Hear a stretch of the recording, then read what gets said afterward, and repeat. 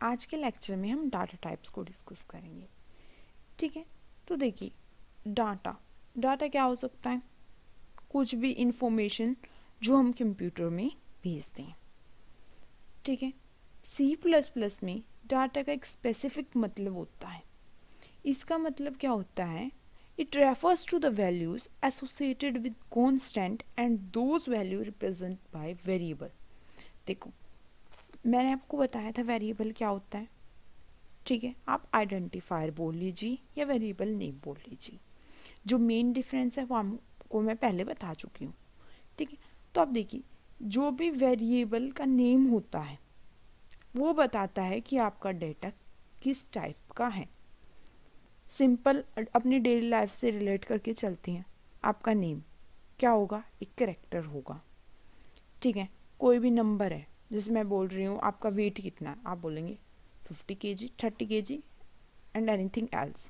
तो वो क्या है? एक नंबर है, मतलब एक इंटीजर है। ठीक है, मैं आपको बोल दूँ कि ओके फाइन, यहाँ से वहाँ तक की लेंथ बता दीजिए। आप 2.5 भी बोल सकते हैं, 5 भी बोल सकते हैं, कितने भी बोल सकते हैं। तो मतलब कुछ आप अपनी डेली लाइफ में इंटीजर टाइप की डाटाज की बात कर रहे हैं, कुछ फ्लोटिंग मतलब डेसिमल टाइप की। ठीक है, और कुछ करेक्टर टाइप की डाटाज की बात कर रही हैं। तो हमारी प्रोग्रामिंग में भी सिमिलर इसी तरीके से होता है। ठीक है, डाटा टाइप का मतलब क्या है? Data types are mean to identify the type of data along with set of rule for permissible operations. Simple मतलब है, आपको डेफिनेशन में इतना जाने की कोई ज़रूरत नहीं है। डाटा टाइप आपकी डेली लाइफ के जैसा ही है। इसका सिंपल मतलब यही है कि ये बताता है किस तरीके का जो आपका डाटा है वो किस टाइप का है। ठीक है, जिस पर आपके कुछ रूल्स लगते हैं और कुछ भी ऑपरेशन परफॉर्म करने के लिए। ठीक है, जैसे A+B है, तो A और B क्या होंगे? डाटा टाइप किस तरीके के? इंटीजर हो सकते हैं, फ्लोट हो सकते हैं। ठीक है, अब इनकी टाइप देखी जाएगी ताकि इन पर ऑपरेशन किया जा सके, जैसे एडिशन की जा सके, मल्टीप्लिकेशन, डिफ्रेंशिएशन, तो डिवीजन सॉरी। ठीक है, तो इस तरीके से आपका होता है। तो डाटा टाइप कुछ बिल्ट इन होते हैं, जैसे कि इंटीजर हो गया, फ्लोट हो गया और करैक्टर हो गया। ठीक है, और कुछ बूलियन जो मैंने आपको पहले भी बताया था कांस्टेंट वाले चैप्टर में। ठीक है, जो कॉमनली यूज़ होते हैं वो आपको भी देखो, पहले आपको इंट देखना है।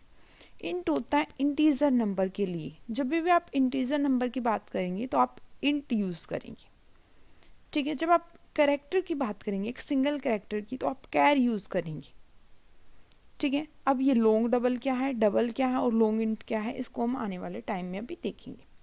ठीक है, तो अब हम सबसे पहले बात करते हैं डाटा टाइप कितने टाइप के होते हैं। दो तरीके के होते हैं, एक फंडामेंटल और एक होता है यूज़र डिफाइंड या डिराइव्ड बोल सकते हैं जिन्हें आप। ठीक है, फंडामेंटल वे बेसिक डाटा टाइप्स,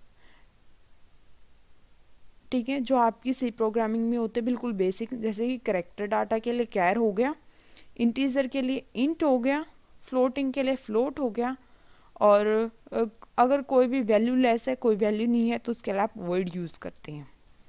ठीक है, डबल भी क्या होता है? फ्लोटिंग के लिए ही यूज़ होता है डबल भी। जो डिफरेंस है वो इसकी रेंज में होता है। रेंज का मतलब होता है मैक्सिमम और मिनिमम लिमिट क्या है। ठीक है, तो याद रखना, आप कैर, इंट, फ्लोट, डबल, वॉइड ये सब स्मॉल लेटर में ही होंगे, लिखे जाएंगे।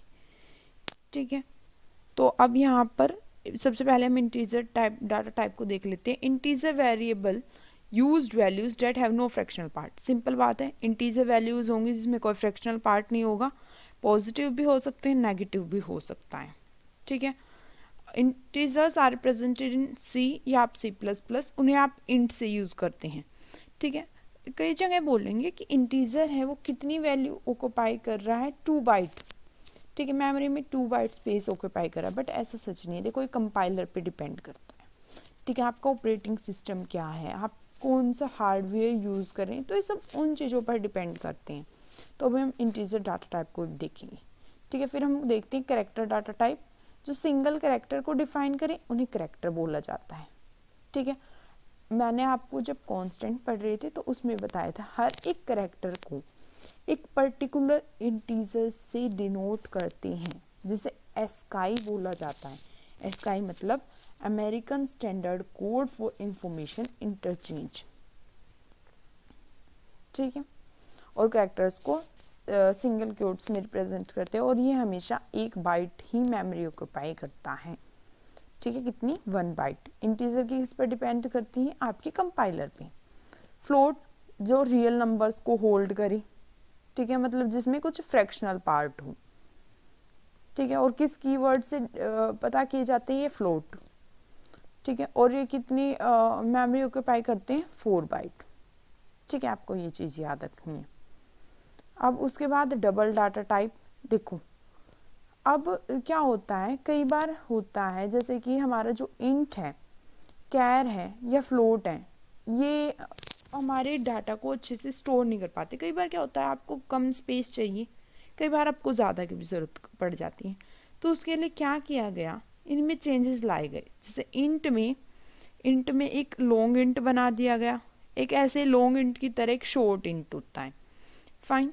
ऐसे ही जब फ्लोट की बात आई तो एक फ्लोट में लॉन्ग फ्लोट हो गया, ठीक है, एक डबल हो गया, एक लॉन्ग डबल हो गया। तो इस तरीके से आपको सिंपल लेकर चलना है। अभी इंटीजर के लिए इंट, कैरेक्टर के लिए कैर और फ्लोट के लिए FLOAT फ्लोट, ठीक है। इसको हम कैसे यूज़ करते हैं नेक्स्ट लेक्चर में हम अपने विजुअल स्टूडियो कोड पर करके देखेंगे।